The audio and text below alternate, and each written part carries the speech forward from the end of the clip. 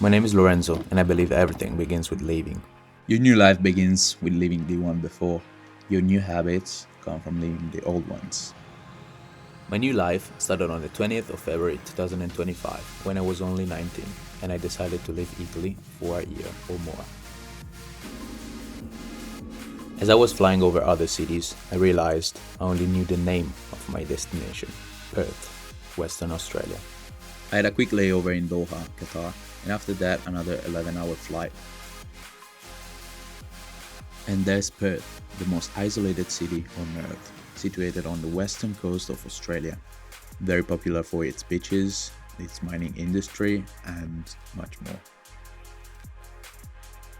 It took me 3 days to complete all the paperwork online in order to get working rights, and in the meantime I was exploring the city and its local animals. And aside from some spiders, not all of them want to kill you. So no, it's not like what they say. In the first 10 days, I had all I needed, and after handing over 100 CVs, yes, I wasn't lucky, I found my first job in a restaurant and a second one in construction, which together with trainings and runs made my life a full-time grind, working anywhere between 8 to 16 hours per day. But it was fine, I had plans in mind. I wanted to buy myself a way out from the city, from the normality. I was sick of waiting for the bus, sick of the trains, and sick of being somebody's passenger. So I started searching for the right vehicle for traveling, camping, and living off grid in this land that, thanks to those 3 months of hard work, I could now afford to explore. Looking for cars on Marketplace can be really addictive, and I can tell. I was spending every day at least an hour and a half on this app just to find a good vehicle. I remember this one day I was off from work and I was scrolling on Facebook in the 4x4 section when I found something that had all I wanted. A few hours later, and after a review and some negotiation, that Mitsubishi Challenger became my first car ever. And man, what a car. Owning a vehicle that solid felt unreal. A V6 3000 weighing over 2 tons. That fits with the owner, I thought. Everything aside, I had never driven on the other side of the road before and I had to take the car home. So I did, and it wasn't that difficult once you sit behind the wheel. To celebrate, I decided to quit my restaurant job and go for a 6-day trip to Bali. And that's a whole nother video if you want to check it out. But now, back to Australia. Once back from the trip, I decided to start building the interiors in order to have a full independent camping setup, complete with bed, kitchen, solar panel, fridge, and much more. Also, here I made another short video if you wanna watch it. The whole thing took me around 3 days, and yes, it worked. It only needed to sleep one person and the car was big enough.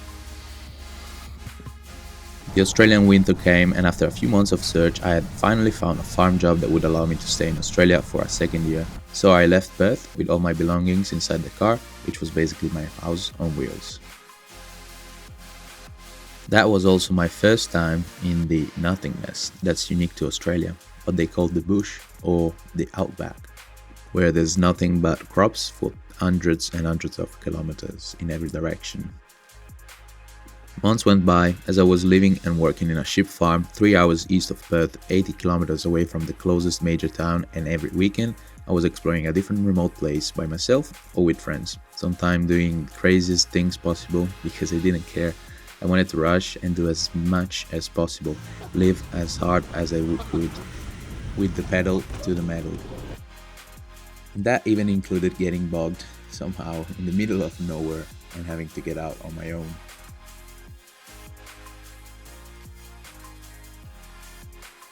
And it's thanks to Mitsubishi's masterclass in building tough cars that I could have so much fun. I was never left stranded, left alone. I could reach remote places that I could only imagine before. Cross rivers, dunes, rocks, anything. Thanks to my house on wheels, I could do that in complete comfort anywhere I wanted. I could even sleep through people. I can say that I was living my dream at that time. I was alone, free, and I thought I made it. Nothing had gone wrong in those 7 months of Australia so far, and I was happy. I was living the best life ever. I then had to go back to the city because I had different job offers, especially in construction, while I was waiting for a bigger project. Another month of work passed, but that didn't stop me from going for short camping and surfing trips with my friends. We kept doing the same stupid things, having fun all the time, and we never stopped. One day, me and my friend Claudio went for a long 10-day, 3,000 kilometers road trip in the southern region of Western Australia, visiting places I can't really describe with words, so I hope these clips will do it for me. That trip taught me a lot of things, and doing it with the right friend made it even better. And it's even better when you both share the same passion for food and surfing. And we did the latter in places you only see on Instagram or YouTube videos. The water was incredible. I mean, can't you see? And reaching these spots with our cars was an honor. Just a quick interruption to say that that video of our big road trip is on my channel, together with other videos talking about me, my journey in Australia, and other travels and workouts. Just check it out if you want. Thank you, and now back to the video. I was then lucky to start working on Rottnest Island in a bike rental shop. This island is very famous for the quokka, the happiest animal in the world, and its beautiful beaches and sights. That together make it a very good touristic spot and the job position I was aiming at since the beginning of my stay in Australia 8 months earlier. And that's why the last months of my first year visa were by far the best. I now had a perfect fit with my job, my house, and friends. I also decided that I wanted to go back to Italy as the season was ending, so I felt it was time to go home, and sadly that meant selling my car. And so I did. I published a listing on Facebook Marketplace knowing it was gonna be hard when the day would come, but it was the right thing. I have plans and other things to accomplish in the future, so it had to go. Many texted me, and one day one person texted me saying he was really interested. The day came and we did it. I then went for a last drive, and the following day my car wasn't mine anymore. I now had a few weeks left before my departure, and I spent them in complete normality at the gym with my friends and by myself. I booked my tickets, and on the 20th of February 2026, exactly 1 year after my arrival, I went to the airport, packed my surfboard, and boarded the plane.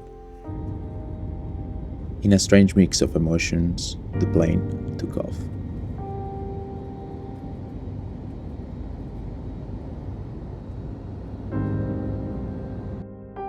I fell asleep 2 hours after takeoff, and damn, I woke up and I was here, on my way to Paris. Yes, because I wasn't going home immediately, but stopping in France to see my mate.